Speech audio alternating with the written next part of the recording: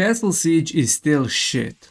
It's all about how many lagged out, bugged out 10 FPS ready named players that can't even move can you eliminate before you actually render on their screen.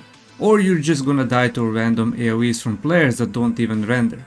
In this video I'm gonna break down the ultimate endgame PvP shitshow called Castle Siege, and yap about why this content is in a major need for a complete rework. It's no secret that FPS optimization and server performance has been drastically deteriorating every single patch since the global release.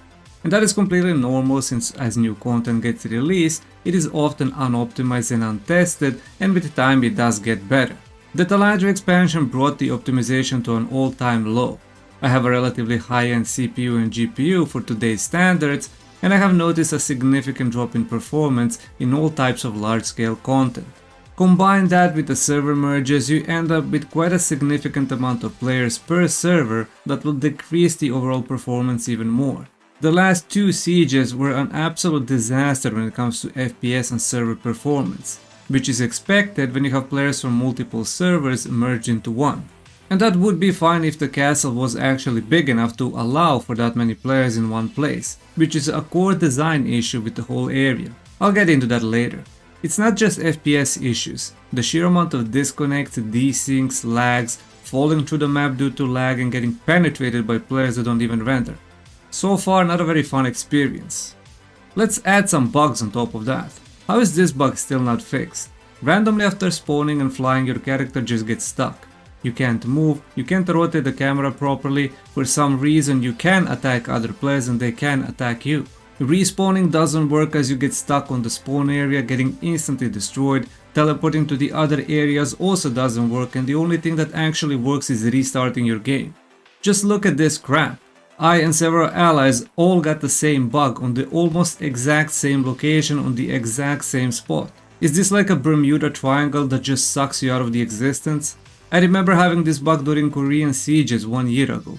And I guarantee that every single player who ever participated in the siege got this bug at least once. And what about this one? I get hooked into a wall, my camera zooms in, I can't move, I can't zoom out or rotate my camera, I don't know where I am, and apparently I'm being attacked and killed by a spear player despite being hooked by a tank with no spear players inside. And here's another one. You're just chilling on the roof, get pulled by a tank, and suddenly on your screen your character flies away to a different planet. But on everyone else's screen you are still there, taking damage and getting destroyed. But guess what, respawning doesn't fix it. You're still flying in the air until you actually teleport out. These are just a few of many bugs that happen during Siege. The core idea of the Castle Siege is that you have a 4-guild alliance defending and the rest of the server attacking. But the underlying problem is that on every siege you will have at least one major attacking alliance with actual strategy and plans that wants to try hard and win the castle, and every other smaller alliances and guilds just wanting to PvP, farm pillage points and grief other attacking guilds with zero intention of actually claiming the throne. On top of that, every single meta that we had on global has been absolute cancer to play against while attacking, heavily favoring defenders. And that is all because of these small ass choke points that are impossible to push through. Outer gates are fine, the golems can destroy the walls, which creates multiple entry points. But inner gates are an absolute nightmare for any alliance. On one side you have the defending alliance spamming the choke with AoEs, and on the other side you have guilds griefing you in the back, claiming resurrection points and forcing the whole alliance back to the default spawn.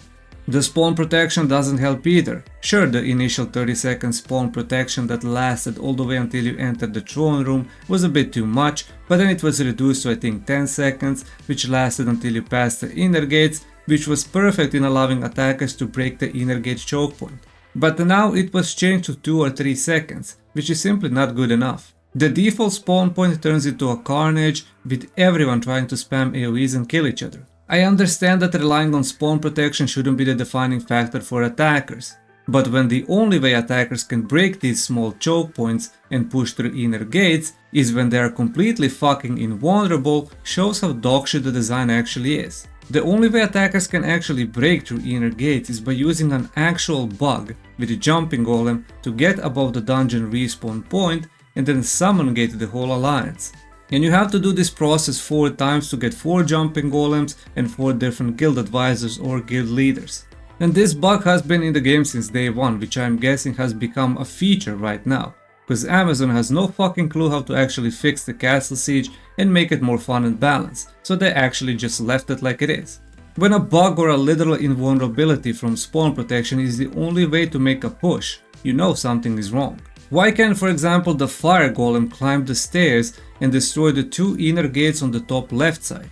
Why can't carrier golem enter inside the castle and allow for maybe some flying plays to distract the ranged DPS players that are camping on the balcony?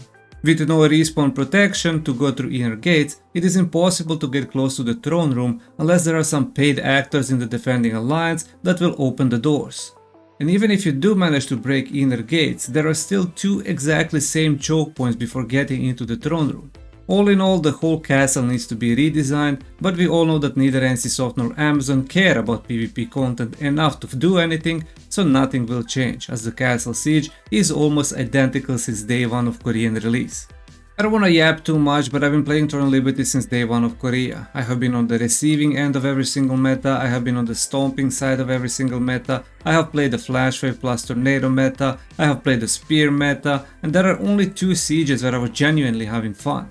These were the first ever castle siege in Korea, as the content was new.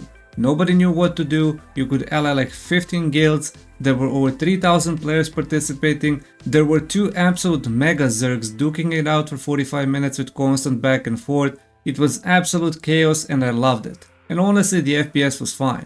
I remember I recorded this siege on a full epic settings on a 1440p resolution and I wasn't dropping anything under 100 FPS. The early FPS optimization and server performance was absolute top notch. I don't know what happened to the global version, but it's shit. Maybe it's just the Korean servers are just better. And the second most fun siege was the last siege before the server merges on the Lightbringer server. Failure Alliance was defending the throne, while there were 2 attacking alliances with sole plans of winning the throne. One was our alliance and the other one was a Disaster Alliance. The reason why it was fun because there was no griefing between the 2 attacking alliances, and other smaller guilds and alliances that tried to grief got wiped very fast. Both attacking alliances knew that fighting each other would only help the defenders. It did seem like we were secretly allied, but once we managed to break through inner gates, each attacking alliance took their own choke point, and once our alliance managed to usurp the throne, we became the defenders. And then both Failure and Disaster Alliance also pushed separately from each choke point. And that's how sieges are supposed to be, attackers working together to push into the throne, then whoever manages to usurp the throne and win gets to defend, and this defending changes every time a different alliance usurps the throne.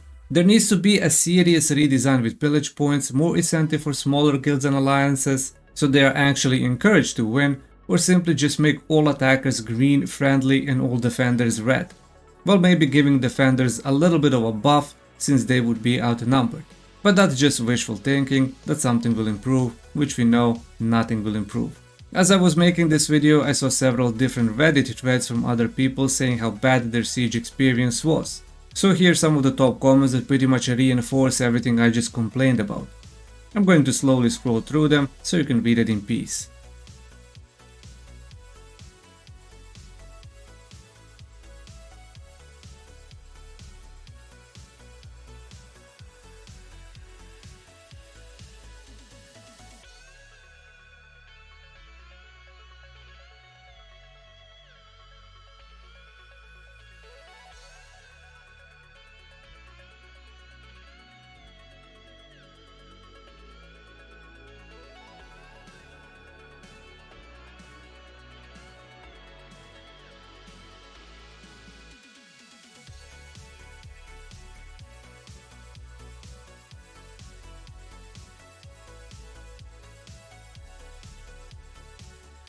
Thank you for watching, let me know how your siege experience was, what would you change to improve it, and make sure you subscribe so you don't miss out on future content.